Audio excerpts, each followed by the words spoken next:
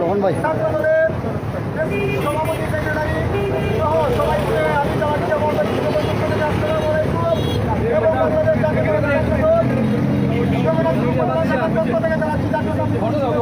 বাংলাদেশ সামনে দিয়ে যাইও না সম্মানিত আপনারা জানেন আচ্ছা ও মাথা করলাম সুনামগঞ্জে